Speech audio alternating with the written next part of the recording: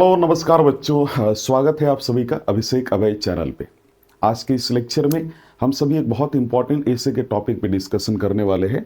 वही चीज़ आपको स्क्रीन पे दिख रहा होगा, the age of digital revolution, data is the new oil. ठीक है, मैं आपको बता दूं, जब आप ऐसे लिखते हैं तो कुछ चीज़ों का ध्यान रखना बहुत ज़रूरी है। आपने कई गाइडलाइंस, कई इंस्ट्रक्शंस अभिषेक अभय सर के द्वारा सुना होगा कि ये चीज़ हमें फॉलो करना चाहिए। ऐसे लिखते वक्त मैंने भी आप सभी से कहा था कि ये चीज़ फॉलो करना चाहिए। अगर आप नहीं करोगे तो एग्जामिनेशन में काफ़ी आपको लॉस पहुंचेगा। तो जो अभिषेक अभय सर ने बोला, मैंने बोला, वो तो फॉलो करना है। इसके अलावा कुछ और चीज़ें हैं जो आपको फॉलो करनी है। जैसे कई बार क्या होता है, जब आप ऐसे लिखते हैं तो ऐसे लिखते वक्त समटाइम्स क्या होता है कि आपको लगता है कि सर डेटा की कमी है, सर ऐसे में, है ना, सर डेटा उसमें मुझे डालना है। याद रखना, जब भी कोई डेटा को वहाँ पे लिख रहे हो, अगर आपके पास कंटेंट है और डेटा को वहाँ पे फिल्टर कर रहे हो, ठीक है ना, या चैनलाइज कर रहे हो या लिख रहे हो, तो ये बहुत ज़्यादा ज़रूरी है as an officer, as an bureaucrat, क्योंकि आप उसी का एग्ज़ाम देने जा रहे हैं। तो ये बहुत ज़्यादा ज़रूरी हो जाता है कि आप ऑथेंटिक डेटा दें। अब सवाल ये खड़ा होता है कि जो आप डेटा दे रहे हैं ऑथेंटिक है या नहीं है, ये कैसे मालूम चलेगा। तो इसके लिए यूपीएससी, बीपीएससी, खास तौर पे मैं दोनों एग्जामिनेशंस की बात करूंगा। आप किसी भी स्टेट पीसीएस की बात कर लीजिए, जब भी आप कोई डेटा लिखिए तो उसका सोर्स लिखिए। It's very important. जब तक आप सोर्स नहीं लिखेंगे, एग्जामिनर इसको लगभग झूठ मानेगा। हाँ, अब कोई बहुत फेमस डेटा है ना, कोई हाईलाइटेड डेटा है, तो वहाँ पर अगर सोर्स नहीं भी लिखेंगे तो चलेगा। जैसे इंडिया के अगर जीडीपी लिखना हो तो लगभग सबको आइडिया है वो, तो उसका अगर सोर्स नहीं भी लिखोगे तो चलेगा। लेकिन अगर कोई ऐसा अननोन डेटा जो बहुत कम लोगों को मालूम है, अगर आप वो डाल रहे हैं तो वहाँ पे उसका सोर्स डालिए। बड़ी अजीब चीज़ आपको बता रहा हूँ, और ये हालांकि बोलना नहीं चाहिए, लेकिन this is called kind of A smartness. Examiner भी जानता है ये। मेरे जो बच्चे थे, जैसे जब पूजा, एसडीएम पूजा रैंक 41, जब उनको मैं ऐसे प्रिपेयर करा रहा था, या फिर नॉट ओनली एसडीएम पूजा, बहुत सारे जो टॉपर्स हुए, बीपीएससी में क्वालिफाई की, यूपीपीएससी, इवन यूपीएससी में, तो अक्सर मैं जब उनकी ऐसे की क्लास लेता था तो उन्हें मैं एक बात कहा करता था, और वो उनके लिए काफ़ी फ़ायदेमंद साबित हुआ। उन बच्चों ने भी बताया, जब वो अपनी कॉपी बीपीएससी, जैसे पूजा ने कॉपी अपनी मंगा के देखी, तो उनको लगा कि नहीं, ये वाली चीज़ सर की काम कर गई। वो मेरे यूट्यूब चैनल पर भी उनका इस बात को लेकर अपना एक स्टेटमेंट है कि हाँ सर, आपकी जो आइडिया थी काफ़ी बेहतरीन तरीके से काम की मेरे मार्क्स को स्कोर करने में। बहरहाल वो आइडिया क्या था, जब भी आप कोई डेटा लिखें तो वहाँ पे लिख दे सोर्स द हिंदू, है ना, सोर्स द इंडियन एक्सप्रेस। अब द हिंदू लिख रहे हो भाई, 100 ईयर्स ऑफ लेगेसी है द हिंदू की, है ना। अगर आप इंटरनेट पे जाकर देखो तो आज 2 साल पुराना जो है 8 मई 2023 का या 10 मई 2023 का लगभग आपको पेपर नहीं मिलेगा, या 10 साल पहले का पेपर नहीं मिलेगा। जब तक आप बहुत अच्छे डेटा एनालिस्ट, बहुत अच्छे साइबर के नॉलेज नहीं रखते हो, तब तक आपको नहीं मिलेगा। और इतना फुर्सत नहीं है बीपीएससी के पास कुछ जाके पीछे चेक कराएगा। मान लो आपने कोई डेटा लिख दिया, अब फालतू डेटा मत लिख देना, है ना। अगर आप मान लो कोई डेटा लिख रहे हो तो आपको मालूम होना चाहिए कि द हिंदू का क्या माइंडसेट है, किस आइडियोलॉजी के साथ चलता है। अब आपने कोई डेटा लिख दिया और वहाँ पे लिख दिया, कोई राइट विंग का डेटा लिख दिया और वहाँ पे आपने लिख दिया द हिंदू, बीपीएससी वैसे ही समझ जाएगी कि फालतू का है, क्योंकि द हिंदू जो है एक लेफ्टिस्ट आइडियोलॉजी की मैगजीन है, पेपर है। लेफ्टिस्ट मतलब क्या होता है, सेंटर में या सरकार में कोई भी रहे उसकी बुराई करना, आलोचना करना है। जब ये ऐसा कोई करता है, चाहे वो मैगजीन हो या व्यक्ति, तो लेफ्टिस्ट कहलाता है, ठीक है ना। तो जब आप कोई सोर्स दीजिए तो थोड़ा लॉजिक लगा के दीजिए कि ये वाला डेटा है तो ये सोर्स होगा, और ये जो डेटा डाल रहे हो राइट डेटा होना चाहिए। आपको सोर्स द हिंदू का कब लगाना है, जब आपको मालूम चले कि भाई डेटा तो सही है लेकिन मुझे सोर्स नहीं मालूम, तो वहाँ पे द हिंदू लिख दो, है ना, source the Hindu, the Indian express. अब अगर तुम द हिंदू लिख रहे हो तो बहुत पुरानी, आज 100 ईयर्स ऑफ है, हर दिन का तो बीपीएससी डेटा निकालेगी नहीं ना। बीपीएससी के जो भी एग्जामिनर हैं, जो मेंबर्स है, इवन जो काफ़ी एक्सपर्ट, उनको भी नहीं मालूम है कि ये चीज़ है कि नहीं है। उनको मालूम है कि सही है ये डेटा। कई बार होता है क्योंकि गलत डेटा रहे वो तो पकड़ लेगा, लेकिन वहाँ पे जो डाले वो सही डेटा है, उनको मालूम है, लेकिन सोर्स क्या वो चाहते हैं, तो वहाँ पे द हिंदू डाल दो, है ना। उनको भी मालूम है आप स्मार्ट प्ले कर रहे हो, ठीक है ना। तो ऐसे ही लोगों को तो चाहते ही हैं कि जो स्मार्ट कैंडिडेट हो, है ना। इसको झूठ नहीं कहा जाता है, इसको एक तरीके से कहा जा सकता है कि भाई चाणक्य ने बोला कि भाई तुम्हें वॉर जीतना है तो साम दाम दंड भेद अपनाना ही पड़ेगा। तो वही चीज़ आप यहाँ पे कर रहे हैं, ये गलत तरीका नहीं है। बस हाँ, वो जो डेटा लिख रहे हो ना, जो आप द हिंदू लिखो भाई, आया होगा, तुम अगर आप निकाल के देख लो, पक्का वहाँ पे आया होगा, कंफर्म है, 200% आया होगा। द हिंदू में कहीं ना कहीं डेटा लिखा होगा, है ना। तो सोर्स द हिंदू डाल दो, द इंडियन एक्सप्रेस डाल दो, तो ये बहुत अच्छा माना जाता है। अच्छा, ये तो एक तरीका हो गया कि आप वहाँ पे डाल रहे हैं, इट्स नॉट अ बैड, ये बहुत सारा ऐसा करके बच्चों ने स्कोर किया, लेकिन डेटा सही हो, अगर सोर्स नहीं मालूम तब द हिंदू डालना या फिर कोई मैगजीन का नाम डाल देना। आगे बढ़ो। कई ऐसी चीज़ें हैं। आज बेसिकली एक मैं वीडियो हम और अभिषेक सर बनाएंगे जो निबंध पंचायत का एक वीडियो होगा, और उसमें बहुत सारी मुद्दों पे डिस्कशन होगा जो आपके लिए अल्टीमेटली फायदेमंद होगा। आते हैं पॉइंट पे। टॉपिक है the age of digital revolution, data is an new. प्यारे बच्चों, ये जो समय चल रहा है ये डिजिटल टाइम का समय चल रहा है, डिजिटल रिवोल्यूशन का टाइम चल रहा है, और ऐसे समय पर डेटा काफ़ी बड़ा हमारे लिए इंपॉर्टेंस रखता है। डेटा एक ऑयल के रूप में काम करता है। अब देखिए, उस ऑयल का तुम गलत उपयोग करो या सही उपयोग करो, ये तुम्हारे ऊपर है। तो उसी प्रकार डेटा का हम सही उपयोग करते हैं, गलत उपयोग करते हैं, इट्स अपॉन अस, है ना, ये हमारे ऊपर है। ठीक है। अगर आप इस एसे को शुरू करना चाहते हैं तो सबसे पहले तो आप ये समझ जाइए कि ये जो एसे है यूनिवर्सल पर्सपेक्टिव से बात कर रहा है, ना कि सिर्फ इंडियन पर्सपेक्टिव से। और नाम बड़ा, देखिए कितना अच्छा टॉपिक है कि अभी जो डिजिटल रिवोल्यूशन का जो टाइम चल रहा है इसमें डेटा ही ऑयल है ना। ऑयल जो तेल, क्रूड ऑयल, जो पेट्रोल वगैरह, इससे भी ज़्यादा इंपॉर्टेंट है डेटा, है ना। तो डेटा ही एक नया ऑयल है, आज डेटा से सब कुछ चल रहा है। इसी एसे को एड्रेस करते हम आगे बढ़ेंगे। और आप सभी जानते हैं कि सबसे पहले इंट्रोडक्शन, स्टोरी, डायमेंशन, हर डायमेंशन में प्रॉस, कॉन्स, इनिशिएटिव्स, कंक्लूजन, बीच में कहीं पर श्लोका या पोएम का टेस्ट, है ना, या फिर कुछ स्टोरी, कुछ एग्जाम्पल का टेस्ट, ये सभी हम लोग डालने वाले हैं। यानी हॉलिस्टिक एसे को हम लोग यहाँ पर लिखने वाले हैं। स्क्रीन पे देखिए, आप इस एसे को कैसे शुरू कर सकते थे। इस एसे को आप शुरू कर सकते थे 3 में से कोई एक कोट का उपयोग करके। अब जैसे देखिए, यहाँ पर ये वाला मैंने लिखा तो है, लेकिन ये अननोन है कि ये किसने कहा है ना। लेकिन मैंने यहाँ पे लिखा द इकोनॉमिस्ट, हालांकि इसको इकोनॉमिस्ट नहीं कहा, इसका नाम नहीं मालूम है, लेकिन एक अर्थशास्त्री ने कहा है, ऐसा चलेगा। अब कई बार क्या होता है, बच्चा लिख दिया और वहाँ पे अननोन लिख दिया, ये मत करना, है ना, ये बिल्कुल मत करना। ये गंदा स्मार्ट प्ले माना जाता है, तुरंत काट देगा उसको। ठीक है। तो अगर तुम्हें करना ही है तो सबसे बेस्ट क्या रहेगा कि तुम जो वहाँ पर एक लिख दो इकोनॉमिस्ट, है ना, या पॉलिटिकल साइंटिस्ट ऐसे करके, है ना, या फिर सोशलिस्ट, सोशियोलॉजिस्ट ऐसे करके लिख सकते हैं, लेकिन ये वर्ड मत लिखना। बहरहाल, तो इन तीनों में से कोई एक जो है आप कोटेशन लिख सकते हैं। जैसे सबसे बढ़िया अगर आपको देखे तो आपको नंदन नीलेकनी का सबसे बढ़िया कोटेशन है, हालांकि सबका कोटेशन अच्छा, लेकिन इनका थोड़ा ज़्यादा क्लोज है कि data is the new currency and India is well placed because of its demographic dividend. Data एक नया करेंसी है, लेकिन इंडिया इस स्थिति में बहुत अच्छी जगह पर रहता है, स्टैंड करता है, वो जानता है कि डेटा का कैसे उपयोग करना, इसकी डेमोग्राफिक डिविडेंड जानती है। वो अलग बात है कि थोड़ा ज़्यादा तारीफ इन्होंने कर दिया है, लेकिन ये चीज़ इनके द्वारा कहा गया है ना। तो यहाँ पर है दूसरा, information is power but like all power there are those who want to keep it for themselves, Aaron Swartz. तो ये भी इन्होंने अच्छा कहा है। The world most valuable resource is no longer oil but data. तो इन तीनों में से कोई एक कोटेशन यूज कर सकते थे आप अपने से भी। अगर आपके पास कोई कोटेशन है तो भी यूज कीजिए, लेकिन कोशिश कीजिए कोटेशन से शुरू करें। अगर नहीं भी कर पा रहे हो तो कोई लॉस नहीं है, बट अगर करोगे तो 0.5 मार्क्स से 1 मार्क्स बढ़ने की चांस वो बढ़ जाती है, चांस नहीं होती, बढ़ती है, कंफर्म है वो। आगे बढ़िए। इस एसे को मैंने कैसे लिखा, मैं लाइन बाय लाइन नहीं पढ़ूंगा, बस दिखाऊंगा। सबसे पहले मैंने देखा है कि भैया ये जो मैंने लिखा है कि भैया जो 21st सेंचुरी है, यानी 2000 से लेकर 2100 का जो समय है, पूरा डेटा डिजिटल रिवोल्यूशन का टाइम है। ये मैंने लिखा, जहाँ पर डेटा जो है अब ऑयल से भी ज़्यादा इंपॉर्टेंट हो चुका है, मोस्ट वैल्यूएबल हो चुका है।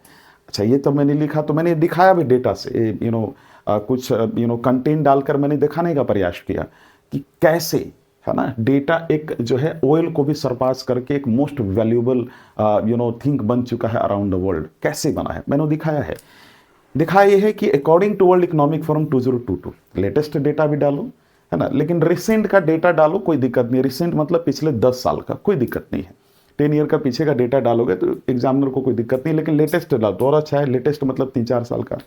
तो मैंने डाला है 2022 का, और लिखा है कि वर्ल्ड इकोनॉमिक फोरम 2022 की रिपोर्ट के अनुसार ग्लोबल डेटा वॉल्यूम हर साल, हर 2 साल, डबल्स एवरी 2 ईयर्स, यानी हर 2 साल पे डबल हो रहा है। और अभी अनुमान लगाया जा रहा है कि लगभग जो 2030 तक जो वर्ल्ड की जीडीपी होगी उसमें 13 ट्रिलियन यूएस डॉलर का कंट्रीब्यूशन सिर्फ डेटा जो है के तरफ से जाएगा। यानी डेटा का जो अर्निंग होगा, डेटा का जो कंट्रीब्यूशन होगा 2030 तक वर्ल्ड जीडीपी में, वो 13 ट्रिलियन यूएस डॉलर का होगा। मैंने लिखा है, मैंने यहाँ लिखा है कि भाई जो आपका जो telecom regulatory authority of India जो है, उसकी जो रिपोर्ट आई थी 2023 की, उसमें इंडिया ट्राई ने कहा इंडिया के बारे में कि भाई 820 मिलियन लोग भारत में इंटरनेट यूजर्स हैं। ये डेटा डालिए, तो ये एक बहुत बड़ी मेजर कंट्रीब्यूटर है। और 820 मिलियन इंटरनेट यूजर्स के साथ इंडिया 2030 में जो भी जीडीपी वर्ल्ड जीडीपी में जो कंट्रीब्यूशन डेटा की तरफ से जाने वाला है, वो इंडिया की तरफ से बहुत बड़ा रोल उसमें प्ले होने वाला है। मैंने लिखा है NITI Aayog national strategy for AI 2018, इसने भी इम्फेसाइज किया कि जो डेटा है आज के समय इनोवेशन, गवर्नेंस और ग्रोथ के लिए बहुत ज़रूरी है ना। यूएनसी टैड है ना, यूएनसी टैड का जो डिजिटल इकोनॉमिक रिपोर्ट 2021 जो है, इसमें भी कहा गया कि 90% of global data is controlled by few corporations. कुछ लोगों के कंट्रोल में है, कुछ लोगों के, है ना। जैसे मान लो कि कुछ लोग में से 5 to 10% इन लोगों के कंट्रोल में है, यानी बाकी 90% के कंट्रोल में बाकी का 10% डेटा है, which showing inequality in the data governance. तो डेटा के मामले में भी इनइक्वालिटी है, मैंने इनइक्वालिटी भी दिखाया है ना, ऐसा रिपोर्ट भी देखा है जिसमें इनइक्वालिटी शो हो रहा हो। तो इस प्रकार मैंने इसको लिखा। और आप सभी प्यारे बच्चों, आप सभी को मालूम होना चाहिए in the age of digital revolution data is a new oil. ये जो लाइन है ये क्लाइव हम्बी ने कहा है, क्लाइव हम्बी इनके द्वारा ये कहा गया है। और उन्हीं के स्टेटमेंट के साथ मैंने इंट्रोडक्शन को एंड किया है। देखिए मैंने लिखा क्लाइव हम्बी से data is a new oil abundant but valuable only after refinement. कहने का तात्पर्य कि डेटा तो है, लेकिन उस डेटा का तुम कैसे यूज करते हो, अगर तुम सही यूज करना समझ गए तब वो डेटा तुम्हारे लिए सबसे बेस्ट होगा, तुम्हारे ग्रोथ में काम करेगा, तब उस डेटा का यूज मोस्ट पावरफुल वे में होगा। अगर तुम जानते हो कि डेटा का उपयोग कैसे करना है, सही तरीके से कैसे करना है। ये हमने यहाँ पे लिखा है, क्लाइव हम्बी का रिपोर्ट हमने यहाँ पर लिखा है ना। तो ये आपको दिख रहा होगा यहाँ पर, ठीक है। अच्छा, आपने गौर किया कि जैसे इंट्रोडक्शन समाप्त हुआ, अब मैं स्टोरी में घुसने वाला हूँ। लेकिन याद रखिएगा कि मैंने इस बात का संपूर्ण ख्याल रखा है कि जब मैं इंट्रोडक्शन के बाद जब मैं स्टोरी में घुसूँ तो फ्लो न टूटे। अब देख लीजिए यहाँ पर जो मैंने लिखा हुआ है लाइन है ना, इसके बाद आप देखिए कि जैसे मैं स्टोरी में घुसा आपको एकदम लिंक्ड चीज मिलेगा इसी से रिलेटेड, है ना। फ्लो नहीं टूटना चाहिए।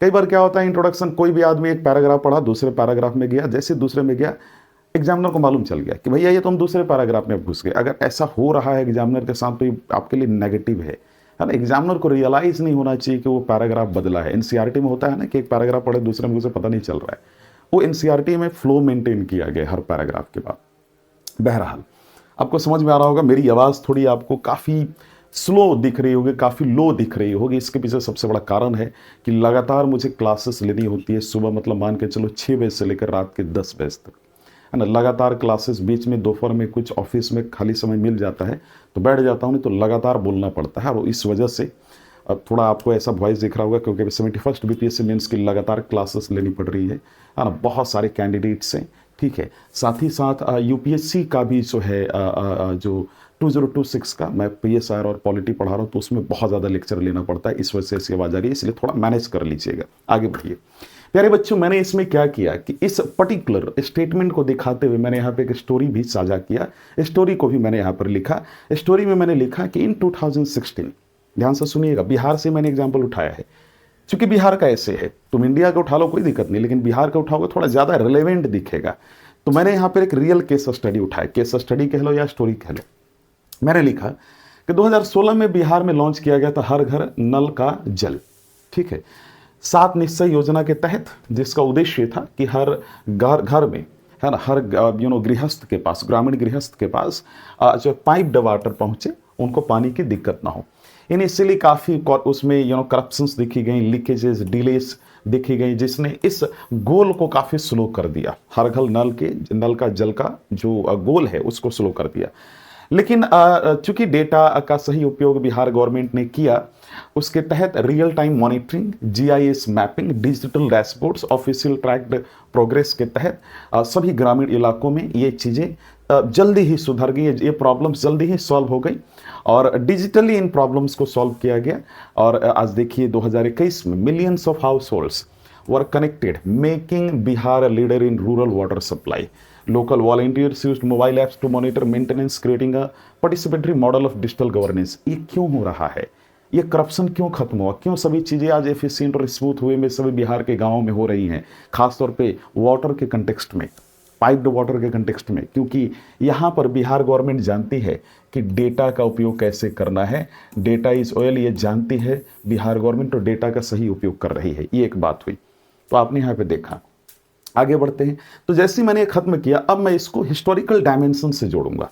आपको स्क्रीन पे दिख रहा होगा, मैंने लिखा हिस्टोरिकल डेटा गाइडेड गवर्नेंस। अच्छा, यहां पे आप लिख सकते हैं हिस्टोरिकली, या फिर आप अगर नहीं भी लिखें तो आप डायरेक्टली यहां पे लिख सकते हैं in the context of historical data it guided governance, ऐसे लिख सकते हो कि अगर तुम पास्ट में जाकर देखो तो डेटा ऐसा नहीं कि 21st सेंचुरी में ही इसका ज़्यादा उपयोग है, ये past ancient medieval world and India में भी इसका उपयोग किया गया। For example, Mauryan censuses, Ashoka's inscriptions, aided administration, उस समय के प्रशासन में हेल्प करते थे, है ना। जैसे अशोका के प्रशासन में अशोका इंस्क्रिप्शन हेल्प करते थे, बाद में भी अशोका के इंस्क्रिप्शंस का मदद लेकर कई बड़े बड़े साम्राज्य सीख लेते थे। आप समझ पा रहे होंगे मेरी बात को, है ना।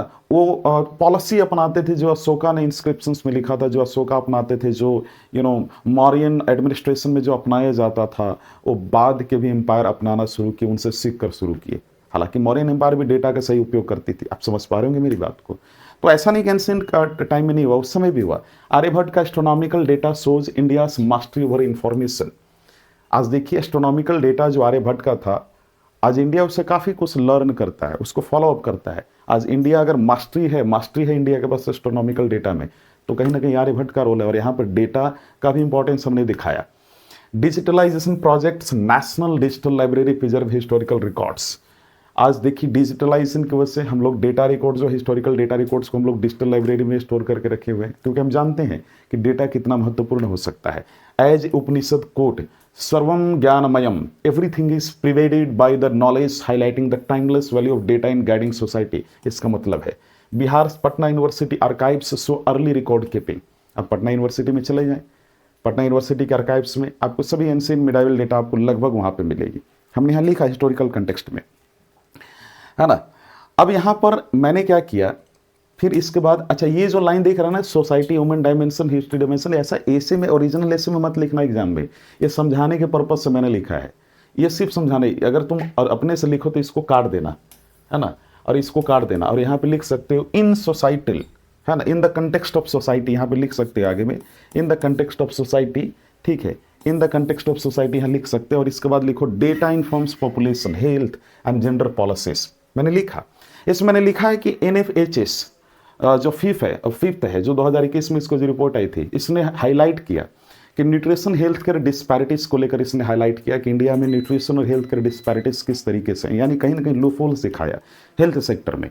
और digital monitoring of women self help groups in Bihar tracks employment credit, है ना। इसके बाद इनकम जनरेशन, इसको मैंने यहाँ पे लिखा। हमने यहाँ पे लिखा डिजिटल इंडिया मिशन को भी डाला, है ना, जिसमें आप दिखाओ कि डिजिटल इंडिया मिशन किस तरीके से लिटरेसी इंक्लूजन में रोल प्ले कर रही है ना। सिटीजन्स वेलफेयर की यहाँ पे देखो कि सिटीजन वेलफेयर किस तरीके से हो रहा है डिजिटली। अरे भाई, आज अगर डायरेक्ट बेनिफिट ट्रांसफर अगर मोदी जी कर रहे हैं तो भी तो डेटा का उपयोग करें ना, कि फलानवा के अकाउंट में भेजना है। वो डेटा जो है, फलानवा का नाम है, फलानवा के अकाउंट हो, क्या वो डेटा है जो मोदी जी सही उपयोग करके उसके अकाउंट में पैसा भेज रहे, डायरेक्ट बेनिफिट ट्रांसफर लिख सकते हैं ना हम लोग यहाँ पर।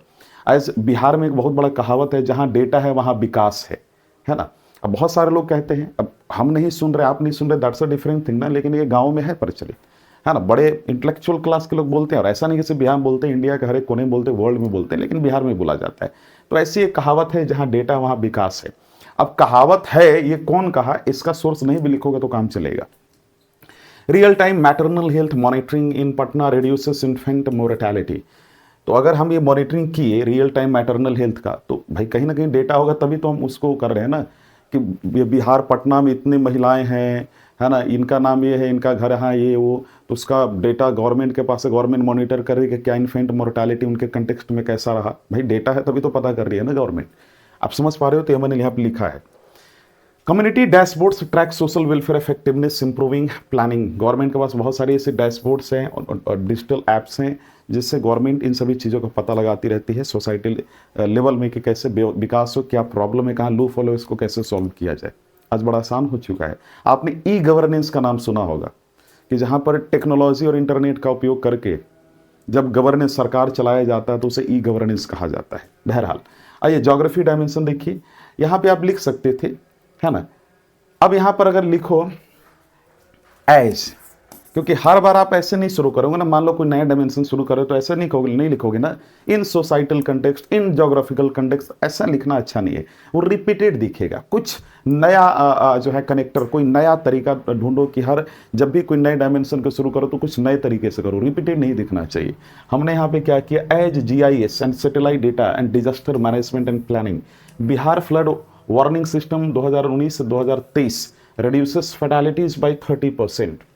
Satellite imagery monitors land use, water and forest. Local knowledge complements take.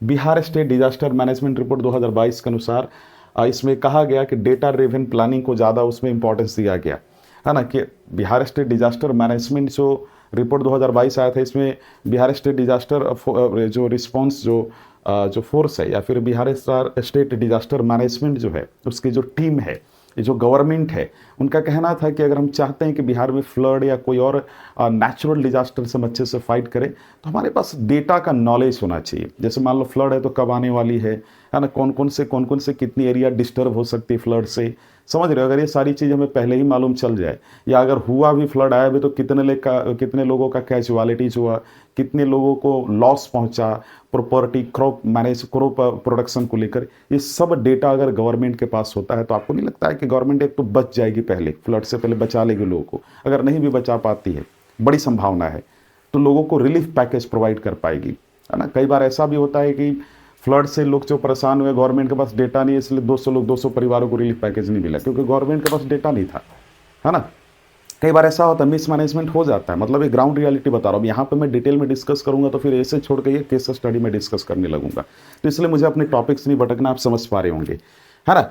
यहाँ पर मैंने लिखा कि village level mapping in Kosi and Gandak basin improve relief distribution, remote sensing identifies ground water depletion zones. जैसे साउथ बिहार में अगर जाओगे या इंडिया के अलग अलग कोने में तो कहीं पर ग्राउंड वाटर भी रिड्यूस हो रही है, उसका भी डेटा जो है डिजिटल रिवोल्यूशन में निकाला जा सकता है टेक्नोलॉजी का उपयोग करके।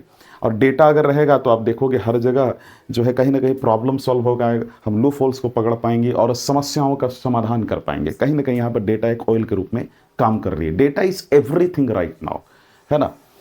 चलिए आगे बढ़ते हैं।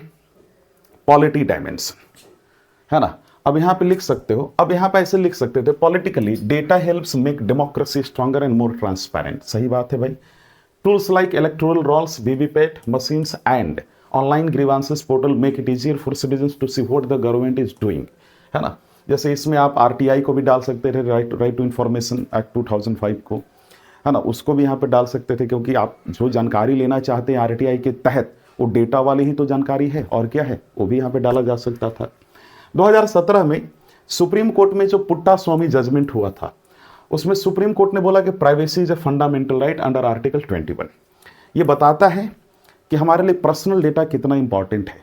डेटा तो ऑयल है, ये बताता है कि हमारे लिए पर्सनल डेटा कितना इंपॉर्टेंट है। और data also helps monitor government programs under RTI 2005, welfare schemes like article 41 and 46। तो पुट्टा स्वामी केस में बताया गया कि भैया राइट टू प्राइवेसी कितना मैटर करता है। राइट टू प्राइवेसी हम 3 जगहों पे बोल सकते हैं, किससे आपको शादी करना, आपको कौन लाइफ पार्टनर होगा, किसको वोट देना है, और तीसरा which is very important again कि भाई आप अपना जो ऑनलाइन डेटा है उसके साथ आप क्या करना चाहते हैं। आ गया ना यहाँ पे डेटा। तो राइट टू प्राइवेसी को भी इससे हमने कनेक्ट कर दिया कि राइट टू प्राइवेसी को आर्टिकल 21 में सुप्रीम कोर्ट जोड़ते हुए कहीं ना कहीं बताने का प्रयास कर रही है कि data is a new world, data is everything, है ना। यहाँ पे डेटा का इंपॉर्टेंस बताया गया है। और यहाँ पे हमने लिखा कि data also helps monitor government programs. जो गवर्नमेंट की प्रोग्राम है वो अच्छे से काम कर रही है कि नहीं, लोगों को पहुंच रही है कि नहीं, जिन लोगों को मिलना चाहिए बेनिफिशियरीज को, इस चीज़ को समझने के लिए, मॉनिटर करने के लिए भी डेटा बहुत ज़्यादा इंपॉर्टेंट है कि फलाना को फलाना गांव में, फलाना जिला, फलाना राज्य में मिला कि नहीं मिला। अब गवर्नमेंट इतना तो कोई फलाना आदमी का नाम नहीं जानती है, लेकिन होता है ना कि भाई बिहार के नए क्षेत्रों में ये स्कीम का बेनिफिट मिला कि नहीं मिला। तो गवर्नमेंट जब मॉनिटर करती है तो कहीं ना कहीं आप समझिए वहाँ पे ये शो करता है कि डेटा से ही सारा मॉनिटरिंग हो रहा है, डेटा से ही गवर्नेंस हो रहा है। डेटा फेल, गवर्नेंस फेल, आम जनता गुस्से में, विद्रोह होगा, अल्टीमेटली तुरंत नहीं होगा लेकिन बाद में होगा। तो डेटा का इतना इंपॉर्टेंस है ना। तुम नेपाल का जेनजी देख लो आंदोलन, कहीं ना कहीं तुम उसमें ध्यान से देखोगे, जेनजी प्रोटेस्ट, जेनजी जो वहाँ पर रिवॉल्यूशन हुआ, उसमें भी डेटा फेलियर था। शायद गवर्नमेंट को नहीं मालूम था कि जनता कितनी आक्रोश में है ना। अगर उनको मालूम होता किस तरीके की चीज़ें हो सकती है तो शायद गवर्नमेंट कुछ करती, और इस तरीके की चीज़ें नहीं देखने को मिलती। शॉर्ट में बोल रहा हूँ, हालांकि एक बहुत बड़ा मुद्दा है जेनजी का मुद्दा, उस पर विस्तार पूर्वक चर्चाएं होंगी, लेकिन यहाँ पर चूंकि ऐसे लिख रहे इसलिए 2 लाइन में इसको खत्म करना है, ठीक है ना। तो डेटा इतना इंपॉर्टेंट हो सकता है कि डेटा आज के समय रिवोल्यूशन करा सकता है। आर्टिकल 41 में क्या बोला गया? Right to work, education, public assistance. Article 46 में क्या बोला गया? Promotion of education, economic interest of schedule caste, schedule tribes and other weaker sections. अगर इन सभी चीज़ों का नॉलेज हो हमें कि कौन कौन SC ST कहाँ का ज़्यादा प्रॉब्लम है, किसको सब बेनिफिट मिल चुका है, आप समझ पा रहे हो ना, कितने लोगों को काम मिल चुका है, कितने लोगों को नहीं मिला है, कितने लोगों को कैसा काम मिला है, मतलब एक इंक्लूसिव अगर हमें डेटा मिल जाए, आर्टिकल 41 46 को अगर हमें लागू करना, अगर हमारे पास इंक्लूसिव डेटा हो तो गवर्नमेंट उन डेटा पे काम करके इस जो DPSP के आर्टिकल 41 एंड 46 है, directive principle of state policy का, उसको ग्राउंड लेवल पे बहुत बेहतरीन तरीके से वो कानून बनाकर, वो स्कीम्स बनाकर लागू कर सकती है, जिससे कि लोगों को बेनिफिट पहुंचे और 41 46 ग्राउंड लेवल पे इंप्लीमेंट हो। हमने लिखा IT एक्ट 2008 के बारे में, हमने लिखा कि इन्फॉर्मेशन को ऑनलाइन बचाता है, जैसे रामचरितमानस में कहा गया है, संग्रह करे जो ज्ञान का, सेवक बने फल का। इसका मतलब we should collect knowledge responsibly in Bihar, tracking data for assembly projects, help use funds better and reach more people. ये लिखो।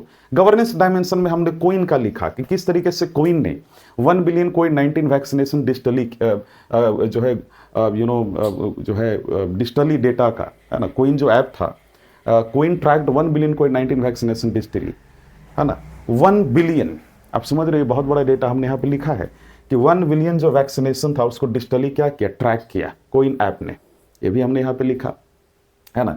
यहाँ पे हमने बिहार डिजिटल ग्राम पंचायत का नाम डाला, AI बेस्ड डैशबोर्ड को डाला, है ना, कि किस तरीके से गवर्नेंस में हेल्प कर रही है। इकोनॉमिक डायमेंशन में देखो हमने लिखा है कि कैसे जो है planning, policy, decision, financial inclusion में हेल्प करता है ये, है ना। Real time GDP, inflation and employment का जो है डेटा अगर हमें जानना हो, है ना, तो जाहिर सी बात है डिजिटली आज के समय अगर आप रियल टाइम GDP, इन्फ्लेशन का क्या लेवल है, एम्प्लॉयमेंट का क्या लेवल है, इसको आप डेटा के माध्यम से भी जान सकते हैं। और ये अगर आपके पास नॉलेज है तो आप जाहिर सी बात है इफेक्टिव पॉलिसी बनाने में आपको काफ़ी हेल्प मिलेगा। ये हमने लिखा है।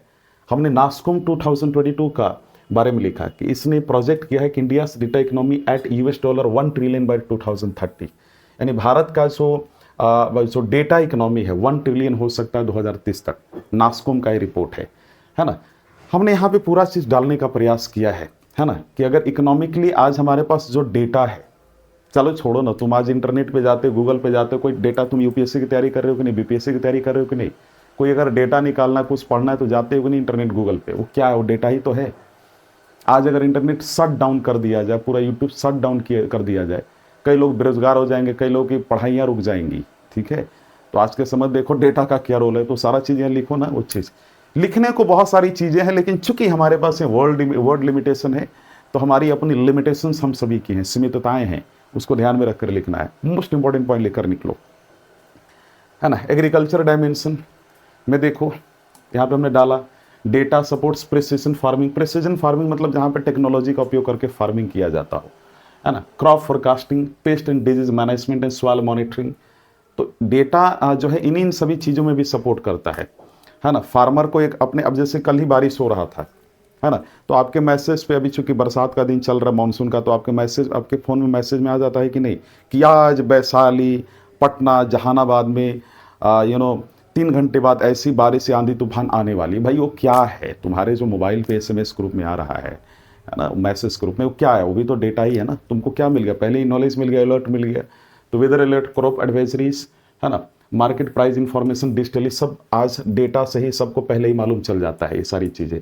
बिहार का जो कृषि विज्ञान केंद्र है, digital program increase yield and income, है ना, ये सारा डेटा के हेल्प से हो रहा है ना। ये सारा यहाँ पे मैंने लिखा हुआ है ना। ड्रोन बेस्ड क्रॉप मॉनिटरिंग का जिक्र हमने किया, मोबाइल एडवाइजरी ऐप्स का किया, ये आपको डिस्क्रिप्शन में मिल जाएगा, एक बार देख लीजिएगा, क्योंकि लाइन बाय लाइन पढ़ने लगूंगा तो 1-1.5 घंटा लग जाएगा, और अभी आपके लिए समय बहुत कीमती है और आप लगभग समझ चुके हैं इसे कैसे लिखना है।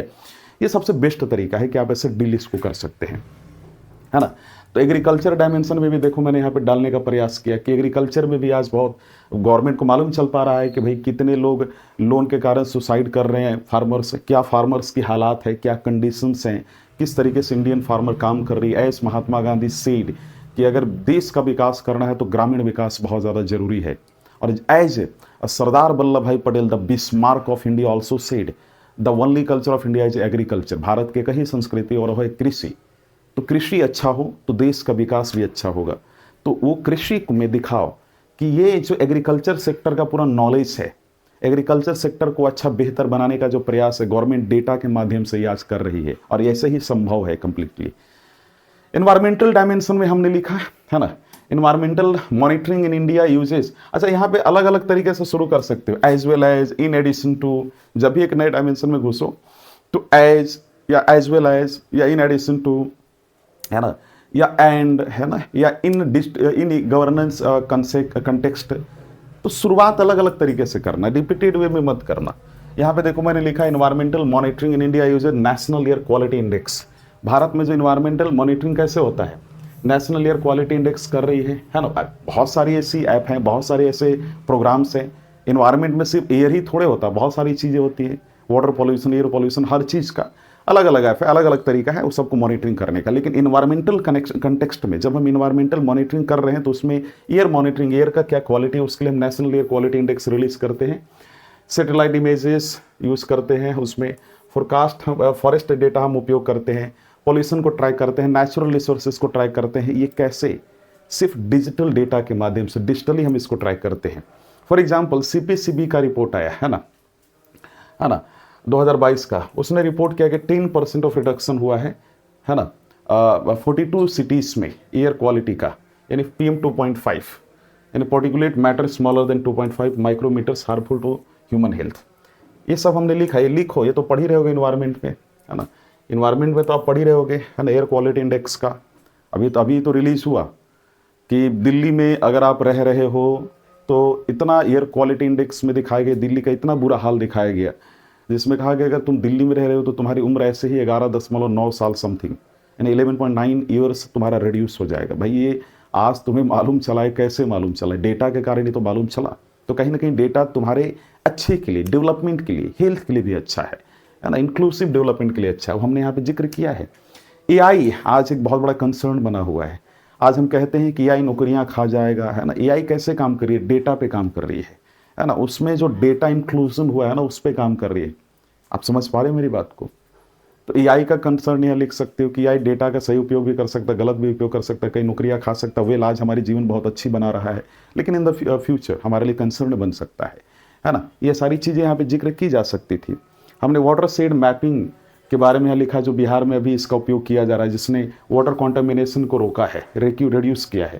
तो ये सारा चीज़ हमने यहाँ जिक्र किया। डालो एजुकेशन डायमेंशन में, देखो हमने दीक्षा का नाम लिख लिया। Platforms like Diksha national digital library यानी Pathshala, expand access to quality learning for rural students. ये जो आज ऑनलाइन ऐप है या ऑनलाइन प्रोग्राम्स जो प्रोवाइड कर रहे हैं स्टूडेंट को एजुकेशन, या आप यूट्यूब से देख रहे हैं या किसी भी इंस्टीट्यूट के ऐप पे जाके पढ़ रहे हो, क्या है, कहाँ से बेनिफिट मिल रहा है? वो जितना भी बेनिफिट्स उन प्लेटफॉर्म से मिल रहा है ना, सब डेटा ट्रांसफ़र के माध्यम से मिल रहा है। जैसे अभिषेक अवैसर या हम पढ़ा रहे हैं और तुम उधर पढ़ रहे हो, ये क्या है? ये डेटा में यहाँ से सर्कुलेट हो रहा है। यूट्यूब एक माध्यम है, सोशल मीडिया एक माध्यम है, उस डेटा को मेरे से, हम सभी से लेकर आपके पास ले जाने का, यानी हमारे डेटा को आपके पास पहुँचाने का माध्यम है यूट्यूब, अभी तुम देख रहे हो। तो यहाँ पे भी तो डेटा का उपयोग हो रहा है ना, डालो ना सब वहाँ पर, लिखो। हमने यहाँ लिखा है। AI को मैंने हर जगह जिक्र करने का प्रयास किया, क्योंकि आज के समय इट्स वेरी इंपॉर्टेंट, ठीक है। तो यहाँ पे हमने लिखा कि एजुकेशन सेक्टर में भी अब जैसे हमारे यहाँ एक सबसे बड़ा कंसर्न था आज के 20-25 साल पहले कि इनरोलमेंट रेट से कैसे स्कूलों में बढ़ाया जाए, है ना। बच्चे आते हैं स्कूल में तो भाग जाते हैं, तो उसके लिए हमने mid day meal scheme launch किया, जिससे बच्चों का न्यूट्रिशन भी बढ़े, बच्चे पढ़े भी, है ना। तो इन सभी चीज़ों को डाली, वो भी तो डेटा पे था ना। भले उस समय बड़े लेवल पर डिजिटलाइजेशन इंडिया में नहीं था, लेकिन कहीं ना कहीं तो था। भाई राजीव गांधी ने एक बहुत बड़ा रोल प्ले किया है भारत में टेक्नोलॉजी को इंट्रोड्यूस करके। तो उसके बाद तो चीज़ें धीरे धीरे, राजीव गांधी तो 1984 में ही, उसके बाद ही आए देश के प्रधानमंत्री बने। तो आप लिख सकते हो ना, कोई भी जो टाइमलाइन था, इनिशियली हम डिजिटलाइजेशन के सेक्टर में धीरे धीरे ऊपर पढ़ रहे थे, तो कहीं ना कहीं उस समय भी डेटा हम उपयोग कर रहे थे। और ऐसा नहीं कि सिर्फ 1984 के बाद ही हमने डेटा का उपयोग किया, उसके पहले भी हम कर रहे थे। तो हॉलिस्टिक ऐसे दिखना चाहिए, है ना। साइंस एंड टेक्नोलॉजी के डायमेंशन में देखिए हमने क्या किया है। हमने AI, internet of things, ML, big data, robotics, इन सभी का जिक्र किया है। ये एनेबल करते हैं स्मार्ट सिटीज़ को, प्रिसीजन फार्मिंग को, हेल्थ केयर सेक्टर में अच्छा काम कर रहे हैं, डिजास्टर मैनेजमेंट में अच्छा काम कर रहे हैं। इंडिया के स्पेस एंड मेट्रोलॉजिकल प्रोग्राम जो है कम्प्लीटली डेटा ड्रिवन पे चलती है। बिहार के जो IT enabled agriculture and health programs है, ये भी बताती है कि किस तरीके से डेटा इनके लिए हेल्पफुल है ना। तो ये सारी चीज़ें लिख सकते हैं, robotics and AI assist in laboratories for faster research, ये सब लिख सकते हो, है ना। साइबर सिक्योरिटी में, है ना, यहाँ पे मैंने दिखाया है साइबर सिक्योरिटी वाले में तो लिख सकते हो as in the cyber security context शुरू कर सकते थे। Digital data is central to national security, जाहिर सी बात है आज पूरे वर्ल्ड में साइबर सिक्योरिटी एक बहुत बड़ा इशू है और ये अनुमान लगाया जाता है कई बड़े बड़े इंटरनेशनल साइंटिस्ट के द्वारा कि अगली जो वॉर होगी it's a information war, it's a data war, cyber security से रिलेटेड होगी, वाटर वॉर होगी। लेकिन कहीं ना कहीं डेटा वॉर की भी बात की जाती है, इंफॉर्मेशन वॉर का, और इंफॉर्मेशन वॉर जब होगा तो डेटा का बहुत गलत उपयोग होने वाला है, यहाँ पर बहुत बड़े लेवल पर गलत उपयोग होने वाला और साइबर सिक्योरिटी का कंसर्न रेज होने वाला है। तो हमने लिखा है, हमने यहाँ लिखा कि CERT in CCTNS NCIPC monitor cyber threats and maintain citizens data security, ये हमारी जो है प्रोटेक्शन करते हैं साइबर थ्रेट से, है ना, क्योंकि साइबर थ्रेट में जो बेसिकली मुद्दा है आपके डेटा इनसिक्योरिटी को लेकर ही है, तो आपके डेटा का प्रोटेक्शन करती है संस्थाएं भारत की। एक मूवी आई थी आपने, मैं 2-3 दिन पहले एक मूवी ऐसी देख रहा था, मैं खाली बैठा हुआ था तो मैंने सोचा कि चल भाई एक मूवी देखते हैं, तो मैं फतेह मूवी मैंने देखा, सोनू सूद की। जनरली मैं मूवी देखता नहीं, लेकिन कुछ मूवी अगर अच्छी मिल गई जैसे फतेह या हॉलीडे हो गया अक्षय कुमार का, जिससे कुछ सीखने को मिले, जो थोड़ा पैट्रियोटिक नेशनलिस्टिक हिस्टोरिकल मूवी हो, तो मैं देखता हूँ। फतेह मूवी आपने भले ही देखा हो, लेकिन मैंने उससे एक मैसेज समझा, हालांकि मुझे मालूम था लेकिन फिर भी मैंने एक मैसेज समझा कि उस मूवी ने एक मैसेज दिया है कि अपनी डेटा का सही उपयोग करो और हर जगह थोड़ा सा बचो, जो साइबर सिक्योरिटी थ्रेट उससे बचने का प्रयास करो, अपने फ़ोन का कैसे उपयोग करना है ना, तुम कैसे अपने आप को प्रोटेक्ट कर सकते हो इन सभी साइबर सिक्योरिटी थ्रेट से। साइबर सिक्योरिटी थ्रेट कितना बड़ा हो सकता है, कितना खतरनाक हो सकता है, ये उस मूवी में दिखाया गया है। तो हमने यहाँ पे जिक्र किया मूवीज लाइक फतेह, साइबर हिस्ट, डिजिटल धोखा, तो वैसे इस मूवी का भी जिक्र करो, है ना। सैयारा मूवी मत लिख देना यहाँ पे फालतू का, उसका कोई रेलेवेंस नहीं है यहाँ पर, समझ रहे हो ना, कई बच्चे इमोशन में बह के डाल देगा, आप समझ रहे मेरी बात को, तो यहाँ पर रेलेवेंट मूवी डालिए जो एग्जामिनर भी देखा होगा कम से कम। फतेह, साइबर हाइस्ट, डिजिटल धोखा and mission internet highlight fishing, hacking and financial scams, educating the public कि कैसे तुम साइबर थ्रेट से बच सकते हो। Digital India cyber awareness campaign and cyber सुरक्षित भारत ट्रेन ऑफिशियल्स जो सरकारी लोग हैं और सिटीजन जो भारत के लोग हैं उनको ट्रेन करता है कि कैसे साइबर थ्रेट से आप बचे। Bihar police campaigns educate students on online safety, coordination among agencies और swift and action against cyber crime and physical threats. Jamtara scam डाल सकते थे, फोनवा पे जो बोलता था सर आपको स्कॉर्पियो निकला है, इतना पैसा जमा कीजिए स्कॉर्पियो मिलेगा, या सर OTP गया होगा, समझ रहे हो ना, या सर आपका फ़ोन रिचार्ज नहीं है सर, है ना, आप कहें तो सर रिचार्ज कर आता होगा ना, 2 महीने से मान लो फ़ोन नहीं रिचार्ज किया, कॉल करेगा अनजान नंबर से कि सर आपका फ़ोन रिचार्ज नहीं, भाई तुमको कैसे मालूम, हो सकता है वो रियल हो, लेकिन there is a high chance को आपके साथ गेम कर रहा है, ठीक है, आप यहाँ पे लिख सकते थे, ठीक है ना। कई बार आपको मालूम है कि आप अक्सर जैसे अपने मित्र से बात करें, भाई मैं सोच रहा था कि मैं BPSC की तैयारी करूं या फिर बैंकिंग का तैयारी करूं, आपने सुना होगा। अब आपने तो डिस्कस कर लिया, शाम को जैसे ही आप अपना गूगल खोले तो गूगल के फीड में आ गया ज्वाइन बैंकिंग इंस्टीट्यूट, इंस्टाग्राम के वहां पे दिखा रहा है। आप समझ पा रहे हो मेरी बात को, गूगल भी आपकी आवाज़ सुनता है ना, गूगल भी आपकी आवाज़ सुनता है। तो जाकर अपने ऐप को ऐसे को क्लोज करो जो आपकी आवाज़ को मॉनिटर कर रहा है, वॉइस को मॉनिटर कर रहा है। तो आप देखिए कितना बड़ा साइबर थ्रेट है, आपकी हर बात सुन रहा है वो, समझ रहे हो मेरी बात को, आवाज़ आ रही होगी आप सभी को। तो ये सब यहाँ पे लिखे मेरे प्यारे बच्चों, है ना। पब्लिक प्राइवेट पार्टनरशिप से ये प्रॉब्लम सॉल्व किया जा सकता है साइबर सिक्योरिटी का।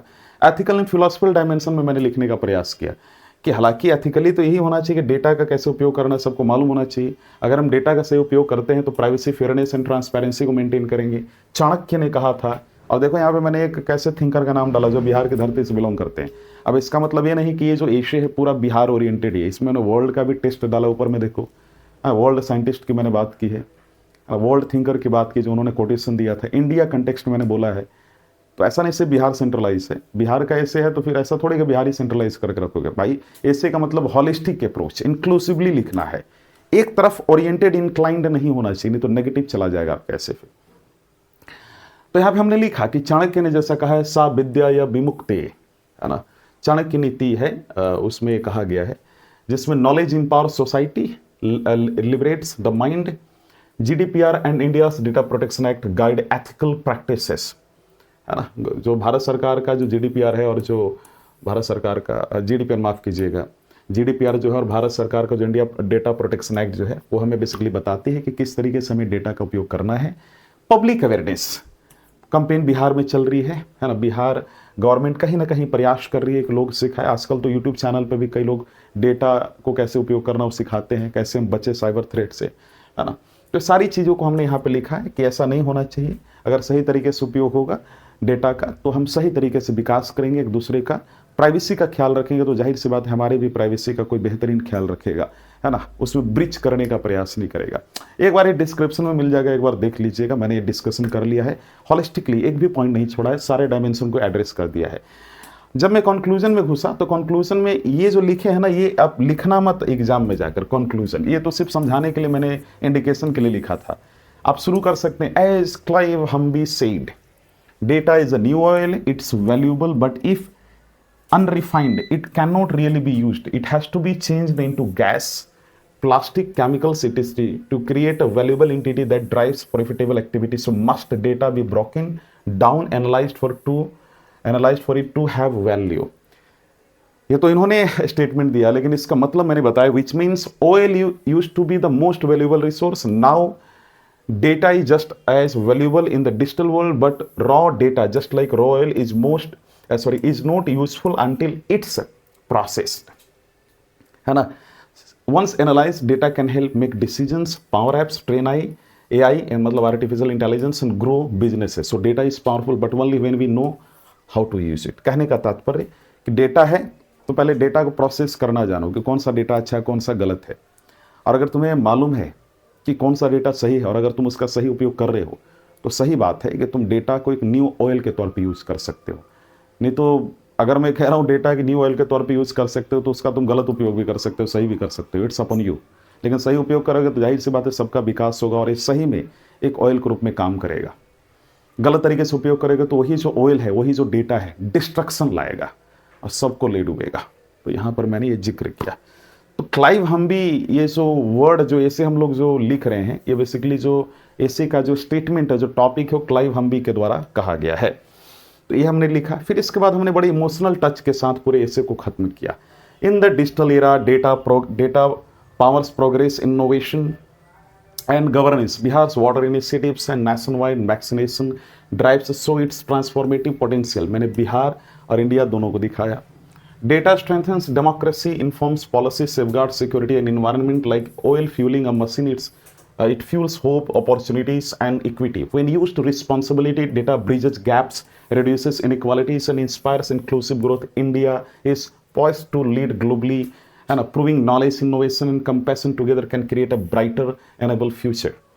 हमने यहाँ पे लिखा, in the modern age, knowledge and data are the real resource. How we refine and use them determines the strength of our nation. Rajendra Prasad ने कहा। तो देखो हमने कोटेशन के साथ खत्म किया। अगर तुम इस पूरे कंक्लूजन को भी देखोगे तो इसमें बिहार, इंडिया और वर्ल्ड तीनों को इंट्रोड्यूस किया गया है और आपको फील भी नहीं हुआ होगा कि कहीं पर कोई फ्लो टूटा है। तो इस तरीके से आप इस टॉपिक को लिख सकते थे, है ना, आप देख सकते हैं, है ना।